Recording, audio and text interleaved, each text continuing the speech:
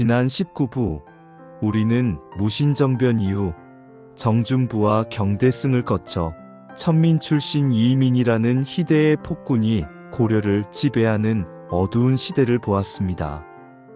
압도적인 무력과 잔혹한 통치로 백성들을 수탈하고 사회를 혼란에 빠뜨린 이민. 그의 폭정은 고려를 나락으로 떨어뜨리고 새로운 변화를 갈망하게 만들었습니다. 무신정변 이후 이어진 피해 권력 암투는 이민에 이르러 최악의 혼돈을 맞이했습니다. 왕권은 철저히 유린되었고 백성들의 삶은 도탄에 빠져들었습니다. 모두가 새로운 구원자를 기다리던 그때 고려의 역사를 자신의 손으로 좌우할 최종 무신 집권자가 등장했으니 그가 바로 최충원이었습니다. 오늘 우리는 건국신화, 호족의 시대 20번째 마지막 막을 올리며 이민의 폭정과 그의 몰락, 고려의 무신정권을 완성한 최충원의 등장, 그가 자신의 권력을 확고히 다지기 위해 단행한 치밀한 숙청과 교정도감, 설치등 권력기관 장악과정, 그리고 왕을 갈아치우며 명실상부한 고려의 지배자가 된 최충원의 시대와 그 영향을 스릴과 박진감 넘치게 추적합니다. 고려의 역사를 좌우한 무신 지배자들의 대서사가 지금 막을 내립니다. 이민의 집권기는 무신정권의 가장 어두운 시기로 기록됩니다.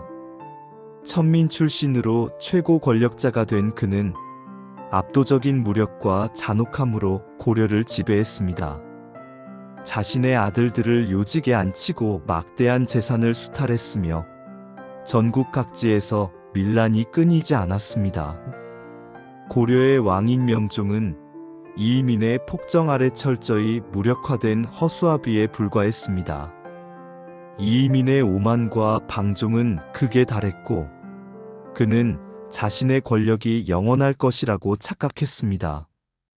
하지만 무신정권의 속성상 어떤 권력도 영원할 수 없었습니다. 정준부를 제거하고 집권했던 경대승의 개혁이 좌절되고 이민의 폭정이 이어지는 가운데 고려 사회는 새로운 변화를 갈망하고 있었습니다. 이민의 탐욕과 잔혹함에 반발하는 세력은 점점 늘어났고 그 중심에는 또 다른 무신인 최충원이 있었습니다. 최충원은 경대승과 마찬가지로 문벌 귀족에 가까운 가문 출신으로 이민의 천민 배경을 경멸했습니다. 최충원은 동생 최충수와 함께 오랜 시간 치밀하게 권력 찬탈을 준비했습니다. 그들은 이민의 탐욕스러운 행동과 그의 아들들의 만행을 주변에 알리고 불만을 품은 무신들을 자신의 세력으로 끌어들였습니다. 최충원은 이민이 방종에 빠져 권력 기반이 약해진 틈을 노렸습니다. 그의 계획은 철저하게 정보가 새어나가지 않도록 비밀리에 진행되었습니다.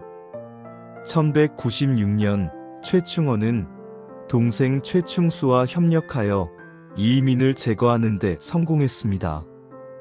고려사 기록에 따르면 이민은 정적 최충원의 집 근처에서 아들들과 유람을 즐기다 최충원 형제에게 습격당해 죽임을 당했습니다. 이로써 천민 출신으로 최고 권력을 휘둘렀던 이민의 잔혹한 시대는 막을 내렸고 새로운 무신 집권자인 최충원의 시대가 화려하게 개막했습니다. 최충원은 명종에게 이민 일파의 죄상을 고변하고 그들의 시신을 찢어 죽이는 등 철저하게 잔존 세력을 숙청했습니다. 최충원은 이전 정준부나 이민과는 차원이 다른 정치적인 능력을 가지고 있었습니다. 그는 단순한 무력만으로 권력을 유지하려 하지 않았습니다. 최충원은 먼저 왕권을 완전히 무력화시키기 위해 명종을 폐위하고 신종을 옹립했습니다. 신종은 최충원에게 절대적으로 복종하는 허수아비 왕이었습니다. 최충원은 명종을 폐위시킨 후에도 왕위를 수차례 바꾸며 자신의 권력을 확고히 했습니다. 그는 문신들을 끌어들여 행정 능력을 보강하고 자신의 정치 기반을 공고히 했습니다. 최충원은 자신의 집권을 합리화하기 위해 이민 시대의 폐단을 정리하는 개혁 조치들을 취하기도 했습니다.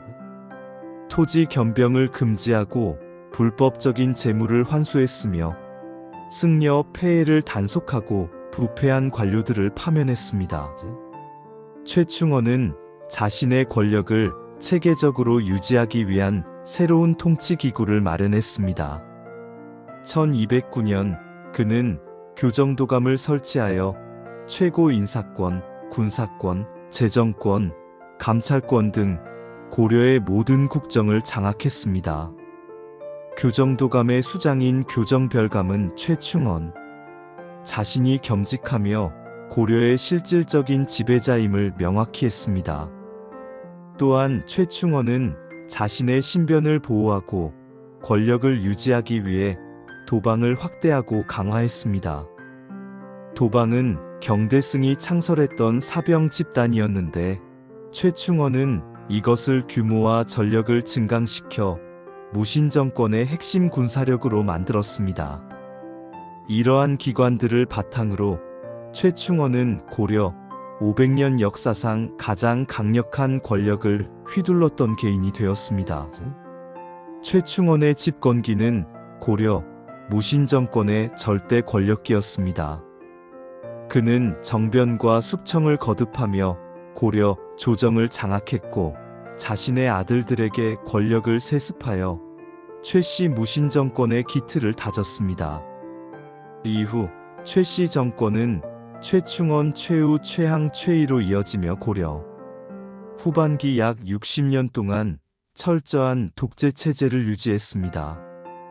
왕은 궁궐에 갇힌 허수아비에 불과했고 진정한 권력은 최씨 가문이 손에 있었습니다. 최충원은 무신정권의 완성을 이룬 인물입니다.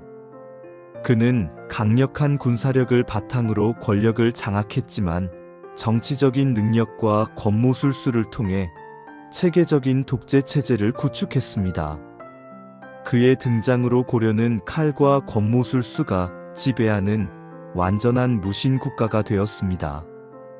건국신화, 호족의 시대 칼을 든 왕건, 새로운 천하를 열다, 대망의 20부는 이처럼 최충원이라는 최종 무신 집권자의 등장과 그의 권력 장악 과정을 통해 무신 정권의 완성을 그려내며 대서사를 마무리합니다. 태조 왕건의 건국으로부터 광종의 개혁, 서희와 강감찬의 국난 극복, 이자겸과 묘청의 난, 그리고 피의 무신정변까지 파란만장했던 고려. 초기에서 중기의 역사를 칼을 든 왕건과 새로운 천하를 열기 위해 투쟁했던 수많은 인물들의 관점에서 추적해 보았습니다. 그동안 건국신화, 호족의 시대 칼을 든 왕건, 새로운 천하를 열다 시리즈를 시청해 주시고 채널을 지지해 주신 모든 분들께 진심으로 감사드립니다. 역사는 승자의 기록이지만 그 속에는 늘 민중들의 고통과 희망이 담겨 있음을 잊지 말아야 할 것입니다. 긴 시간 함께 해주셔서 감사합니다.